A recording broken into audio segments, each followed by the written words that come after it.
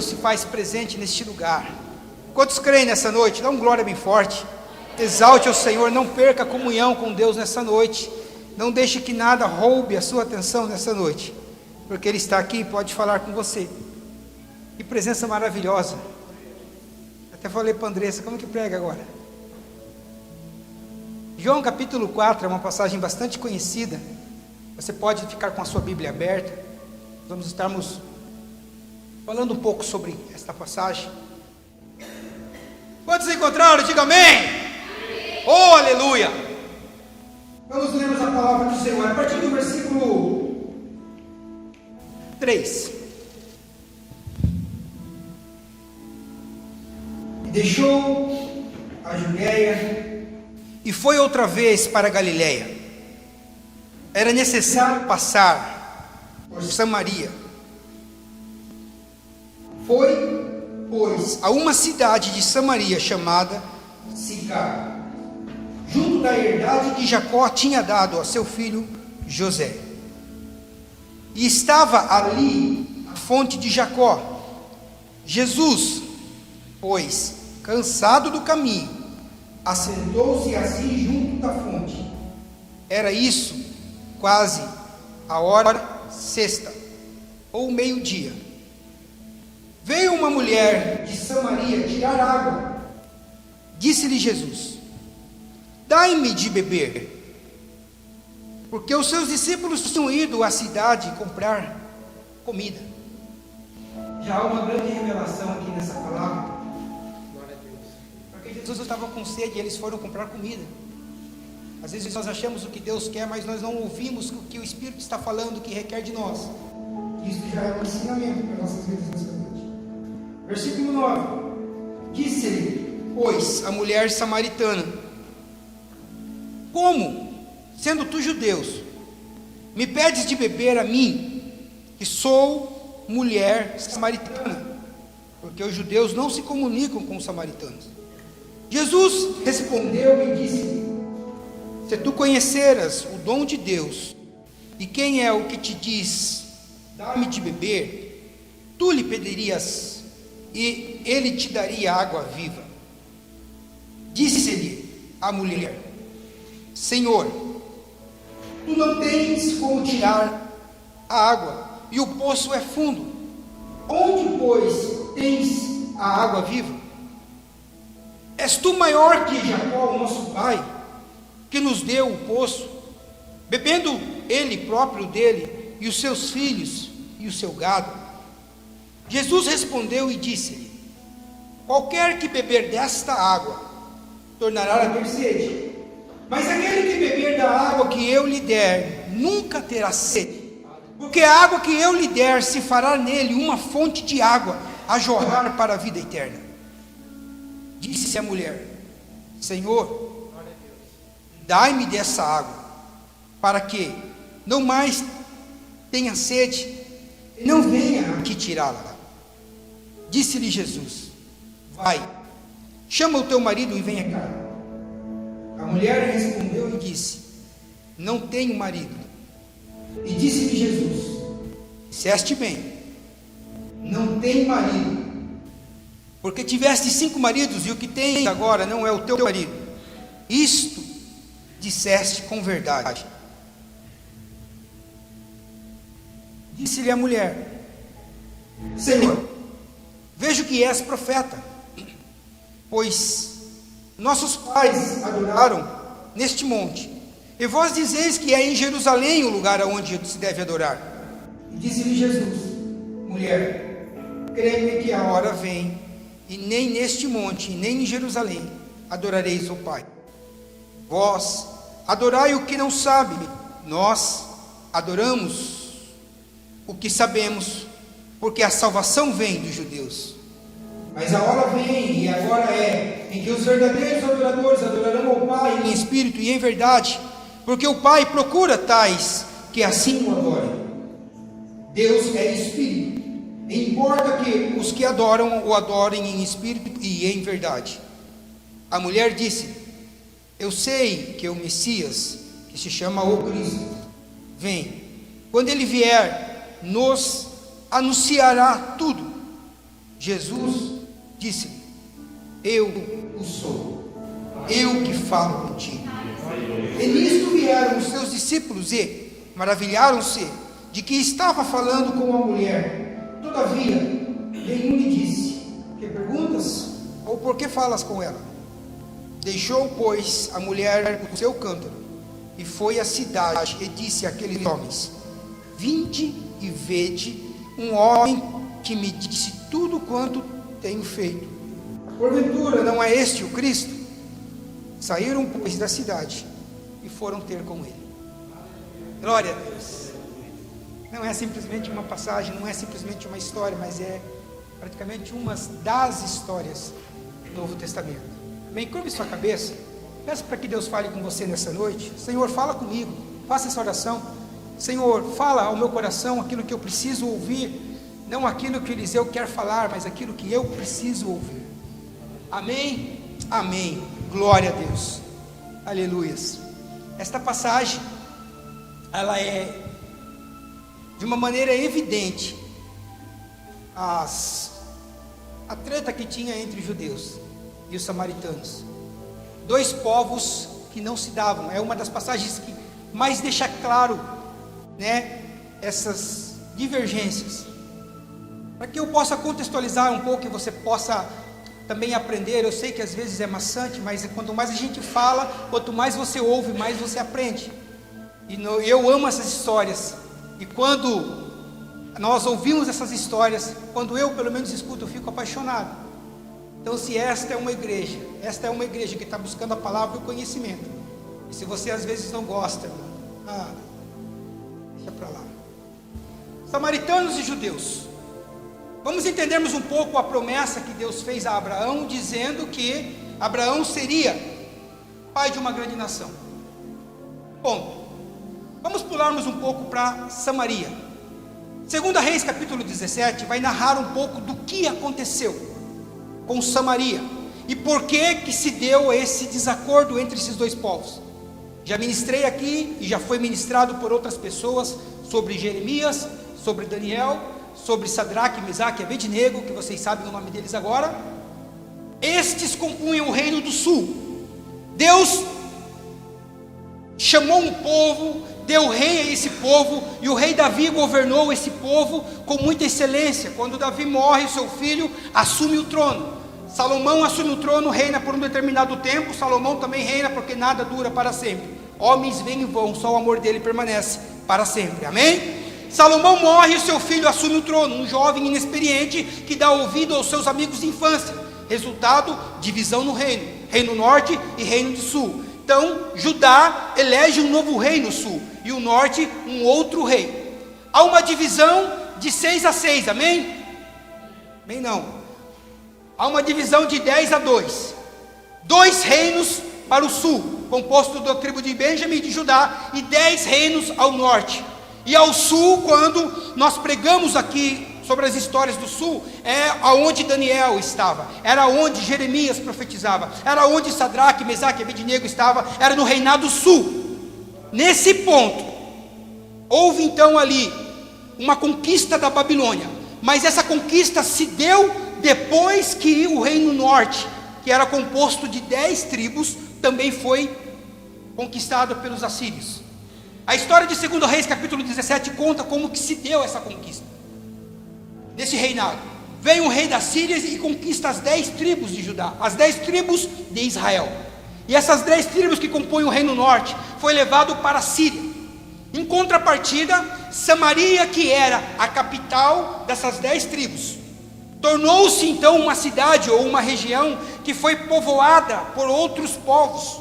O rei da Síria, querendo tirar um pouco o poder e a concentração dos judeus da nação do norte, envia outros povos também para morar na região de Samaria. E se dá então uma miscigenação de etnias e povos, aonde mulheres hebreias casavam com povos de outras nações, aonde homens hebreus casavam com mulheres de outras nações. Então essa região de Samaria tornou-se uma região mesclada, de povos que não era totalmente hebreu, mas sim uma miscigenação de etnias, de povos. E por haver essa mistura de etnias, denominaram esses povos de samaritanos. Quando isso aconteceu, o reino do sul ainda não era dominado pela Babilônia. E quando o reino do sul soube do que estava acontecendo no reino do norte, o reino do sul se revoltou. Isso foi um escândalo, porque os povos que vieram para Samaria trouxeram em Samaria outros deuses, adoração a ídolos, e isto se tornou um escândalo para o reino do sul. E se deu início a uma rixa. Então, porque eles não guardaram, o reino do norte não tinha praticamente guardado todos os princípios da lei. Embora os samaritanos, eles acreditavam e confiavam e adoravam o mesmo Deus que o reinado do sul, eles apenas tinham como prática de fé o Pentateuco, que eram os 5 primeiros livros da Bíblia. Dificilmente a maioria deles aceitava os outros livros da Bíblia. Para você entender um pouco, para você contextualizar o que eu estou falando, você vai entender aonde eu quero chegar. Por essa questão, o reino do sul não se dava com o pessoal de Samaria. O pessoal de Judá, que eram os judeus, da tribo de Judá, que é os judeus propriamente dito, não se davam com o pessoal de Samaria. Esta foi uma das questões. Foi ministrado aqui um tempo atrás sobre a reconstrução do templo, baseado no livro de Esdras, pelo cara que se chamava Zorobabel.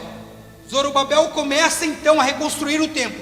Quando o pessoal do norte souberam que o pessoal do sul estava reconstruindo o templo de Jerusalém, que ficava no reino sul, eles quiseram então também fazer parte dessa construção, porque até então ninguém tinha lugar para adorar. Quando eles se dispuseram a fazer parte da ajuda e ajudar o povo do sul a reconstruir, a galera do sul não quis. Por quê? Porque eles ficaram escandalizados, a maneira que eles se comportaram no período em que houve essas outras nações na região de Samaria, essas adorações a ídolos que acontecia, e não permitiram, e se tornou também um dos motivos em que os judeus não se davam com os samaritanos. Essa é a história. Resumindo, havia ali muitas diferenças. Havia pessoas, havia nações que a nação de Judá, ela se subjugava uma nação melhor do que a nação do norte.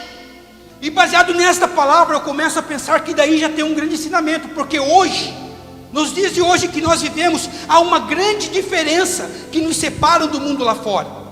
Porque nós achamos que por nós servirmos a Cristo ou sermos cristãos, nós subjugamos as pessoas que não têm o conhecimento que nós temos acerca da palavra, e automaticamente o que nós já fazemos? Condenamos, sem ao menos dar a elas uma oportunidade, uma chance de conhecermos. Não temos nos tornado negligentes muitas vezes em compartilhar aquilo que nós conhecemos, aquilo que nós recebemos. Você recebeu algo de Deus, né? Segundo a palavra que nós recebemos, há uma fonte de água viva dentro de você, e essa fonte é Deus. Aleluias. Então nós precisamos começarmos a tratar também essas diferenças que nos separam. Isto é um olhar clínico, para que nós possamos entendermos o propósito de Deus para nossas vidas. E este é o real propósito de Deus que nós devemos compreendermos. Qual é o nosso propósito hoje como cristãos? Deus nos chamou para um propósito. Deus te chamou para um propósito. E você já ouviu essa frase que Deus nos chamou para empreender? Nós tivemos a oportunidade ontem de compartilhar com os homens que estavam ali presentes algumas coisas que talvez não sejam novidades do que eu vou falar para eles, mas Deus nos chamou para empreender. Deus te chamou, Deus sendo poderoso, tendo a capacidade, a onipotência de criar e construir todas as coisas, Ele resolveu compartilhar com você, para que você possa com Ele empreender, construir. Deus, Ele não vai fazer nada sozinho, Ele vai fazer por intermédio da sua vida. E este é o seu propósito como cristão: empreender, construir ou continuar construindo aquilo que Deus designou para vocês. E eu falo no sentido do mundo lá fora. Eu falo no sentido de que nós somos cristãos e devemos tomarmos parte de Deus nesse propósito, nesse empreendimento. E algumas vezes nós precisamos também fazermos o quê? Consertarmos algumas coisas que estão erradas. Porque quando nós cantamos, vem o teu reino, vem a tua justiça, é nós que precisamos manifestar a justiça de Deus, para que as coisas lá fora sejam consertadas. Amém? Entender o propósito, entender o seu chamado. Sabe o que diz Gênesis 3, capítulo 9? Conta a história do momento em que Adão pecou. Adão se afasta e de repente Deus desce no jardim e chama Adão. E cadê Adão? Este foi o primeiro relato de chamado na Bíblia. Por que Deus chamou Adão? porque Adão estava fora do seu propósito. Adão estava fora da sua posição, e automaticamente precisou de Deus chamar Adão de novo, para restabelecer a Adão um lugar que lhe era de devido, um lugar de ocupar, como nós conhecemos hoje, como sacerdócio. É para isso que nós fomos chamados. Quando nós olhamos para o Êxodo, no capítulo 19, 5, marca aí, você vai ler depois, que quando Deus criou a nação de Israel, foi para esse propósito. Quando a promessa veio a Abraão, a promessa de Deus a Abraão foi: olha, eu vou fazer de ti uma grande nação, e essa nação vai abençoar todos os povos da terra. Aí Deus reafirma Isaac, Deus reafirma Jacó, e a nação começa a crescer. Quando Moisés liberta a nação do Egito e leva, no Êxodo ali até o deserto, Deus dá esta palavra, que está aí escrito em Êxodo 19:5, dizendo bem assim para Moisés: olha, eu quero fazer de vocês, se vocês obedecerem as minhas ordens, se vocês obedecerem a minha palavra, guardar a palavra no meu coração, eu farei de vocês uma nação de sacerdotes. Esse era o propósito de Deus. Não era uma nação com sacerdotes, não, era uma nação de sacerdotes, aonde toda nação desempenharia o seu papel de sacerdócio para com o mundo. E qual é o papel do sacerdote que nós devemos entendermos hoje? Que é ministrar o coração de Deus, ser ministrado por Deus e conectar as pessoas a Deus. Este é o seu papel. Quando você lê no livro final, Apocalipse 5:10, Jesus, Ele estabeleceu ali no reinado, ou estabeleceu desde quando Ele se encarnou aqui, um reino, um rei de reis e sacerdotes. Então você tem essa função, eu tenho essa função do sacerdócio, você tem essa função de conectar pessoas a Deus. Este é o seu propósito como cristão. E aí que nós precisamos entendermos o nosso chamado, de sermos sacerdote, de sermos aquilo que Deus nos criou para ser. Porque quando nós olhamos para essa palavra, que é um grande ensinamento, nós entendemos que todo ministro muitas vezes sabe aonde está o seu maior desafio.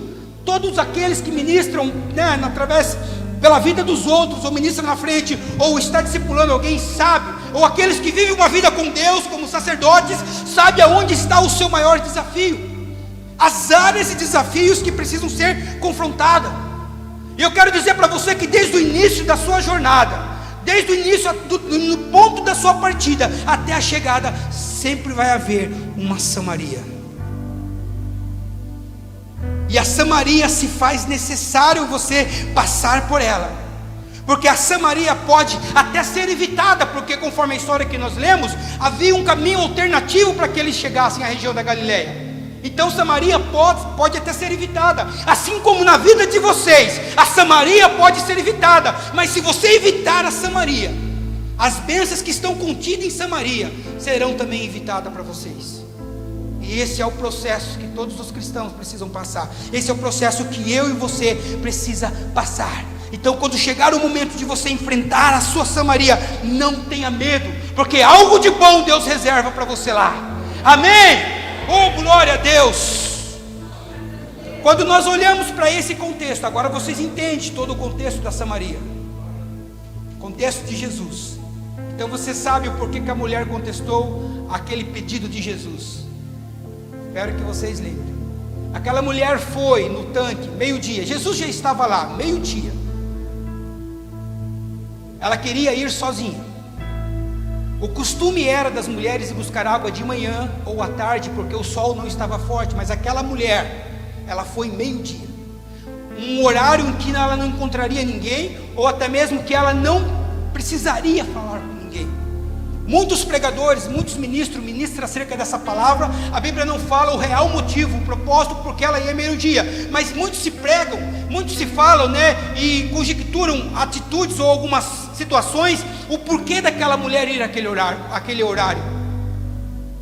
E eu, meditando um pouco nessa palavra, eu tive uma perspectiva também que eu gostaria de compartilhar com vocês. Se aquela mulher ia naquele horário, é porque ela não queria encontrar ninguém no caminho, ela não queria encontrar ninguém no poço. E possivelmente a gente começa a pensar que quando a gente se abstém de falar com pessoas, de se comunicar, ou até mesmo de se relacionar, existem alguns sinais de depressão na nossa vida. porque nós nos fechamos dentro da nossa caixinha, e nós muitas vezes, poupamos o nosso tempo, e até mesmo o tempo das pessoas, nesse relacionamento que muitas vezes nós não queremos termos. Então possivelmente, talvez essa seja uma das alternativas. Aquela mulher poderia, não estou afirmando, se encontrar num estado de depressão, estava deprimida, por isso era um dos fatos que talvez ela não iria, para não conversar, para não se relacionar. Por que eu penso isso? Porque ela fazia parte de uma raça que era odiada. E quando nós somos odiados por algumas pessoas, ou até mesmo pelos círculos de relacionamento, a tendência é nós nos fecharmos, porque nós buscamos a todo tempo um sentimento de aceitação. Indiretamente você busca, e quando você percebe que há uma rejeição, automaticamente você se fecha, automaticamente você começa a se abster de se relacionar com outras pessoas. E talvez seja esse o motivo daquela mulher, pelo fato de ela saber que ela era uma pessoa odiada, pelo fato de ela saber que nenhum judeu conversaria com ela em público. Talvez seja esse o motivo que ela ia aquele horário, ou até mesmo por conhecer propriamente dito o seu próprio pecado e se envergonhar disso, ela se fechou e não abriu espaço para se relacionar com outras pessoas. Mas eu tenho uma mensagem para falar para você nessa noite, baseado dentro desse contexto, porque embora nenhum judeu falaria com ela, embora talvez as outras mulheres não queriam papo, não queriam conversar com ela, chegou um que falou com ela. Aleluia! Então o que eu quero dizer para você nessa noite, não importa a sua raça, não importa a sua posição, não importa o seu pecado, Jesus ainda fala. Aleluia! E Ele está aqui nesta noite. Abre o teu coração que você vai ouvir o que Ele quer fazer com que você entenda nesta noite. Da mesma forma que o nosso corpo, o seu corpo sente fome, da mesma forma que o seu corpo sente sede, da mesma forma que você sabe que se você parar de se alimentar, e o seu corpo deixar de absorver alguns nutrientes, você sabe que alguma área do seu corpo vai padecer. E às vezes nós até passamos no médico, para que o médico nos diga o que está faltando no nosso organismo. É cálcio, é ferro, sei lá, é sódio ou alguma coisa. Porque se há abstinência de algum mineral ou de algo, nosso corpo vai sentir. E nós temos o cuidado com o nosso corpo, de sempre de nos alimentarmos. Nós não privamos o nosso corpo, muitas vezes, de nos alimentarmos e da água. E aí eu levanto uma questão aqui em relação à sua alma e seu espírito. Porque muitas vezes você alimenta o seu corpo, mas deixa a sua alma à deriva, e deixa o seu espírito à deriva, quando você precisa fortalecer o seu espírito. Por isso que muitas vezes nós temos uma alma ferida, por isso que muitas vezes você tem uma alma machucada, porque você deixa de nutrir essa alma com a palavra de Deus. E há necessidade de você ouvir a palavra, irmão. Não pense que não, você precisa ouvir. Aleluia. Vou beber água, que eu estou falando demais.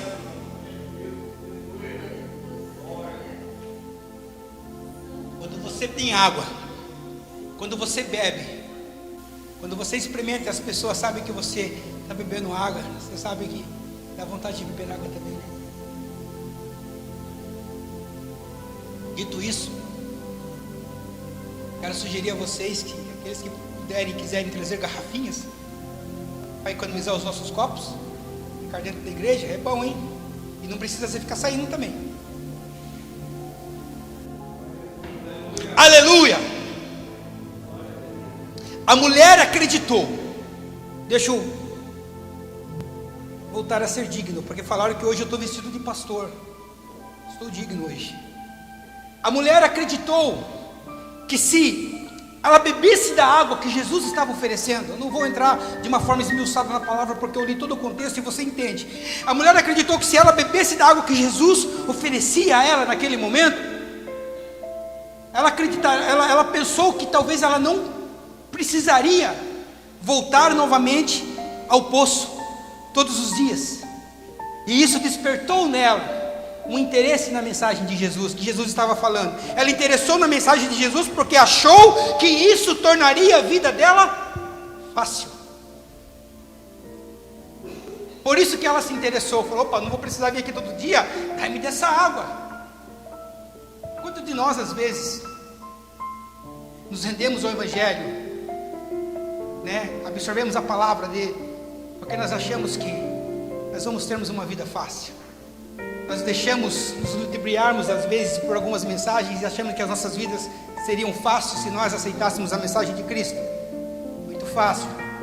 João capítulo 14, você vai entender um pouco do que é o Evangelho.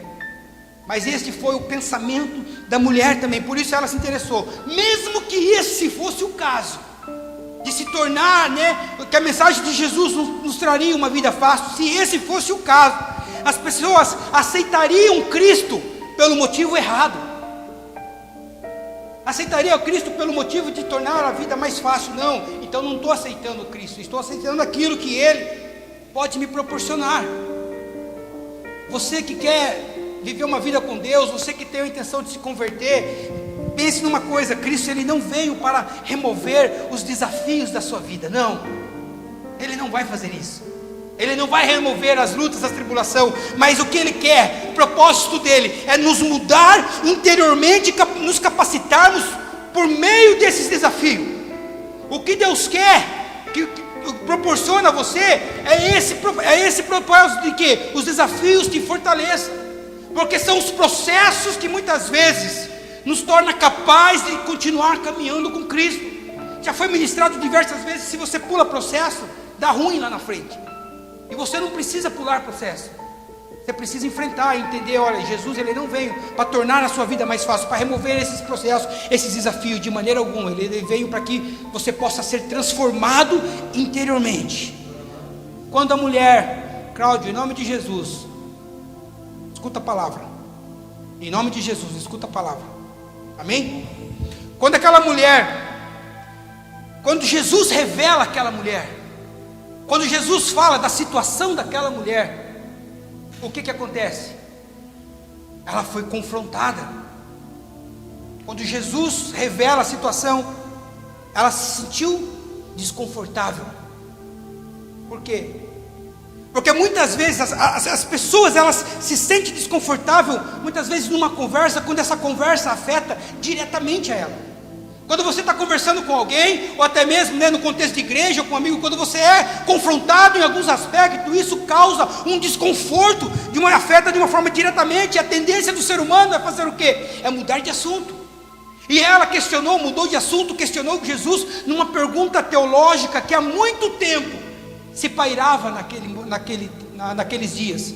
Que há muito tempo eles se perguntavam, que é a questão de onde adora, aonde nós devemos adorarmos. Qual era o propósito que ela estava tendo ali? Afastando Jesus da real necessidade da vida dela, afastando Jesus, né, da real necessidade que ela precisava que Jesus imperasse sobre a vida dela. E muitas vezes na presença do Senhor, quando nós somos confrontados, nós tentamos desvirtuar, né, mudar a linha de raciocínio e falar: não, isso não é para mim não. É interessante que quando Jesus fala para ela que, olha, você disse a verdade, quando ela assumiu o erro e falou que era verdade, pronto, ela deu legalidade. Assumir muitas vezes as nossas falhas, os nossos pecados diante de Deus, porque é bíblico que nós confessemos os nossos pecados a Ele. Nós damos legalidade para que o Espírito dEle venha trabalhar sobre as nossas vidas. E foi isso que aconteceu. Ela tentou mudar o assunto, só que Jesus é paciencioso demais. Jesus, mesmo respondendo a pergunta dela, Ele não mudou o foco. E Jesus responde que o local não é mais importante quanto a atitude do adorador. Em outras palavras, foi isso que ele respondeu. Não é o local, mas é a atitude. Não é a igreja, não é a casa, não é a rua, mas é o coração. Porque o Pai procura os verdadeiros, que adorem em espírito. Deus é espírito. Portanto, se Deus é espírito e eu tenho um espírito em mim, irmãos, a qualquer momento eu posso me prostrar no meu espírito e adorar a Deus. Aleluia! Você pode estar em pé de frente às pessoas, mas o seu espírito pode estar prostrado adorando a Deus. Então não é um lugar, não é igreja. Entenda que você não precisa vir propriamente dito na igreja para adorar. Há necessidade de você vir congregar, porque isso é bíblico. Você precisa ter comunhão com os outros irmãos. Nós precisamos. Mas quando se trata de adoração, é todo tempo, é todo lugar. Eu digo isso porque nos dias de hoje, quando nós olhamos à nossa volta, nós percebemos que há uma grande fome espiritual no mundo lá fora. Quem vive no Espírito e tem o discernimento, tem essa sensibilidade de entender que há uma grande fome no mundo lá fora, porque as pessoas estão procurando alguma forma de refrigério que dê significado e direção na vida delas. As pessoas estão procurando isso. Elas imploram muitas vezes por um gole fresco que vai fazer com que traga compreensão, porque todas pensam que não são compreendidas. As pessoas, muitas vezes, até nós cristãos, achamos que nós não somos compreendidos, né? Mas o mundo lá fora é pior, porque há uma sede, uma necessidade. Nós ainda temos o Espírito Santo que entende o nosso coração, mas nós temos o Espírito que o mundo lá fora não pode receber. Esta foi a palavra de Deus, e cabe a nós conectar essas pessoas a Deus, porque é o nosso ofício sacerdotal. Então você precisa, essa sede. As pessoas lá fora, elas buscam compreensão, elas buscam até mesmo uma forma de conhecimento. Por isso é uma busca incessante, é uma sede no Espírito, é uma busca, né, algo que sacia a alma ressequida delas, a alma seca delas. E você tem essa água para matar essa sede. Dito isso, eu pergunto a vocês: como que vocês têm alimentado a alma de vocês? Como que forma vocês têm alimentado o espírito de vocês? Aonde vocês têm buscado refúgio para trazer o fortalecimento espiritual para a vida de vocês? Porque nesse mundo há um grande vazio. As pessoas lá fora, até mesmo existem crentes que buscam distração para preencher o vazio que está, a sede da alma, a sede do espírito, e fica se distraindo na internet, fica muitas vezes se afogando no trabalho, para que isso venha preencher a sede e o vazio que elas têm, quando na verdade o único que pode saciar a sede é Jesus. Porque isso que nós muitas vezes procuramos para saciar a nossa sede são coisas passageiras. Esses são os tipos de água, né, que todo aquele que experimenta volta a ter sede. Se você procura de uma maneira, né, pelo trabalho, por algum tipo de ação, a preencher, a saciar a sua sede espiritual, você faz, mas no outro dia você está com sede, você precisa saciar de novo. No outro dia você busca um outro subterfúgio para poder, né, anular aquela sede que você tem todos os dias, quando na verdade o único que pode saciar a sua sede é Jesus Cristo. Aleluias. Por isso, se você beber essas coisas desse mundo lá fora, a sua sede jamais vai ser saciada. Se você busca as coisas lá fora, a busca incessante vai permanecer até o dia em que você deixar essa terra. Vocês precisam buscar a Cristo, você precisa buscar o verdadeiro alimento. E o verdadeiro alimento, o descanso e refresco para a nossa alma, vem apenas de Jesus. Vai vir apenas de Jesus. Não tem para onde correr, irmão. Gente, não tem para onde correr, é só Cristo. João 6 fala que Ele é o pão, Ele é o alimento, Ele é o pão da vida. Se você correr um pouco no capítulo 7, no versículo 37, vai falar ali: se alguém tem sede, venha a mim, beba. Jesus chama pessoas nessa noite para saciar essa busca frenética que muitas vezes você tem buscado e não tem encontrado no mundo lá fora. Se você experimentar, e se você chegar até Cristo, conforme João 7,37 diz: se alguém tem sede, vem a mim e beba. Rios de água viva correrão do seu coração. Rios de água viva correrão do coração de quem crer em mim. Aleluia. Quando as pessoas beberem dessa taça do conhecimento, que é o Evangelho, o Evangelho é Cristo, a sede vai ser satisfeita. Se nós olharmos no Antigo Testamento, muitos outros contextos se refere a Deus, ao Senhor, como uma fonte de água viva. No livro que nós lemos, no capítulo 4, no versículo 14, marca aí para você memorizar e ler todos os dias: aquele que beber da água que eu lhe der, nunca mais terá sede.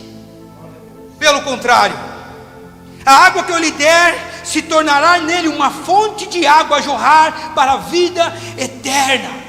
Aleluia. Jeremias 2,13 fala que Deus ele propriamente fala, dizendo que Ele é a fonte de água viva. Essas são as palavras do próprio Deus dizendo a Jeremias. Salmos 42, um dos versículos mais conhecidos, que diz: assim como a corça, vocês sabem esses versículos, né? Anseia por água. Em nome de Jesus, vocês sabem, vou até pular ele.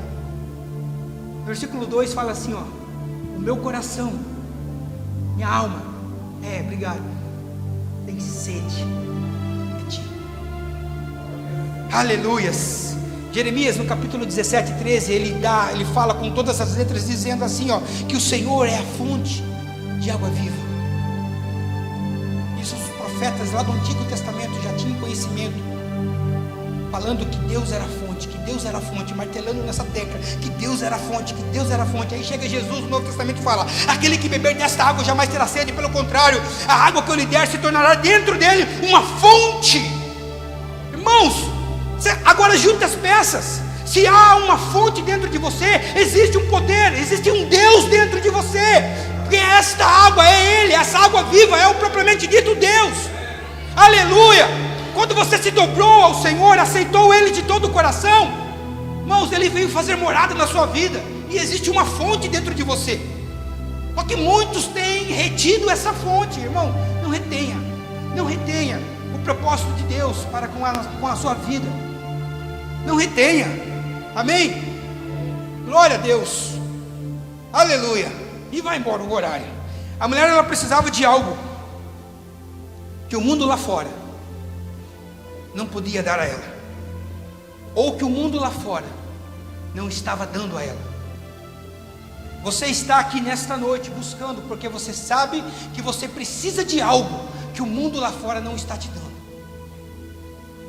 Por isso você está aqui nesta noite, porque você entende que o que você precisa está aqui. Assim como a mulher estava entendendo. É interessante que Jesus esperou ela no poço, né? Esperou ela no poço para encontrar. Jesus, ele foi o primeiro a chegar no poço, ficou sentado dando um miguezinho, daqui a pouco apareceu a mulher. Deixa eu falar uma coisa para você. Antes de você chegar aqui nessa noite, Jesus já estava te esperando. Antes de você colocar os seus pés aqui nesta noite, Ele está te esperando, e esta porta está aberta para a sua vida nesta noite. Tudo que aquela mulher tinha que fazer era beber. Tudo que você precisa fazer nessa noite é beber e aceitar essa água viva na sua vida. Aleluia, glória a Deus. Curve sua cabeça um pouquinho, amém, em nome de Jesus. Deixa o Espírito Santo trabalhar nesta noite. Aleluia, deixa o Espírito Santo conduzir nesta noite. Aleluias.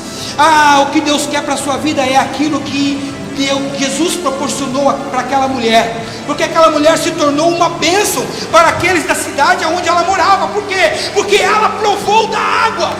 Irmão, você pode se tornar uma bênção na sua família ainda mais se você experimentar esta água de todo o coração. Hoje é o dia que Jesus te chama. Hoje é o dia que Jesus te espera. Hoje é o dia que Jesus abre a porta e diz: vinde a mim, todos vós que estáis cansados e oprimidos, que eu vos aliviarei.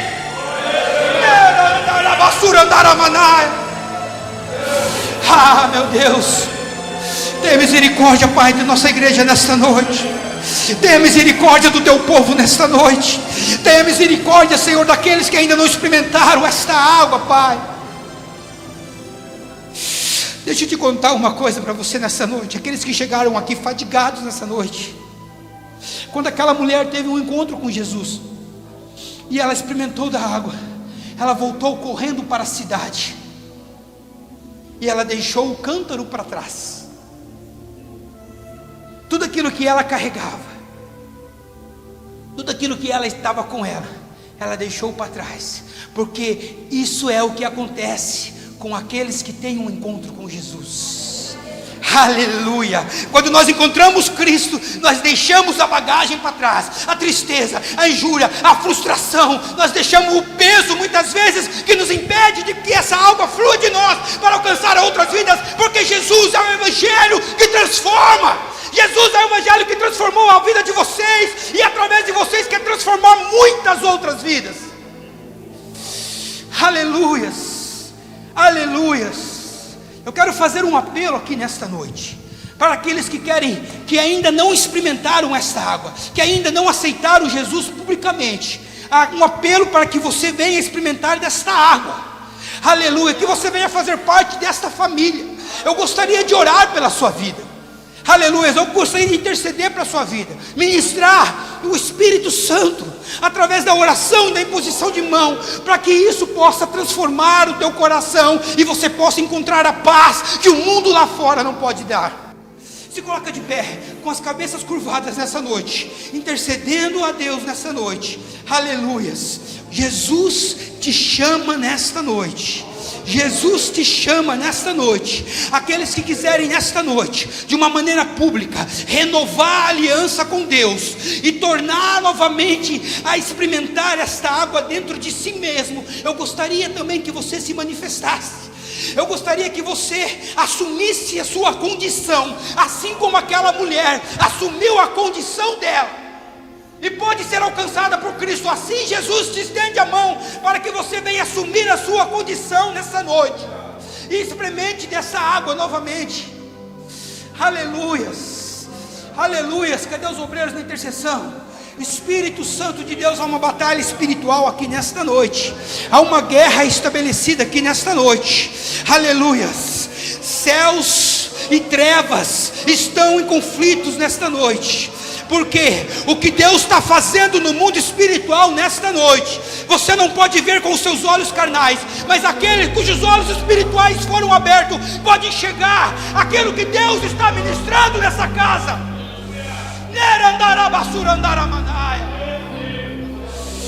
Aleluias, aleluias, aleluias. Aos irmãos da casa, se coloquem em oração neste momento, se coloquem em intercessão neste momento. Aleluias. Há um momento de batalha, há um momento de luta nesta noite. Há inferno, há reino das trevas que estão oprimindo mentes, que estão nesta noite impedindo o agir e a manifestação de Deus neste lugar de uma maneira mais plena. Aleluia. Não se envergonhe nesta noite, não deixe a oportunidade passar. Jesus está te esperando aqui no altar. Jesus está esperando para lhe dar a água viva, a água que vem dos céus. Jesus está te esperando muito antes de você entrar em esse templo. Jesus contempla o teu coração, a tua dificuldade. Ele quer que você experimente esta água, meu irmão, minha irmã. Ele quer que você desfrute daquilo que é bom, perfeito e agradável para a sua vida. Aleluia, aleluia. Espírito Santo de Deus, trabalha nesta noite, trabalha sobre os corações nesta noite. Nós repreendemos a opressão, nós repreendemos o mal, nós repreendemos tudo aquilo que não for teu. Nós declaramos por terra pelo poder do nome de Jesus, porque o nome de Jesus tem poder. O teu nome tem poder, Pai. Senhor, e conforme aquela escrita na parede, para que nunca nós venhamos nos esquecermos, nesta casa nós honramos o nome de Jesus, nome sobre todo nome, o nome que qual todo joelho vai se dobrar nos céus, na terra e também debaixo da terra, e um dia toda língua vai confessar que Ele é o Senhor, para a glória do Deus Pai. Aleluia. Eu vou orar para esse irmão que está aqui na frente. Se você sentir no coração, vem aqui que eu vou orar pela sua vida, em nome de Jesus. E a igreja não pare de orar, a igreja não pare de interceder. Aleluia. A igreja levanta um clamor nessa noite. Aleluia.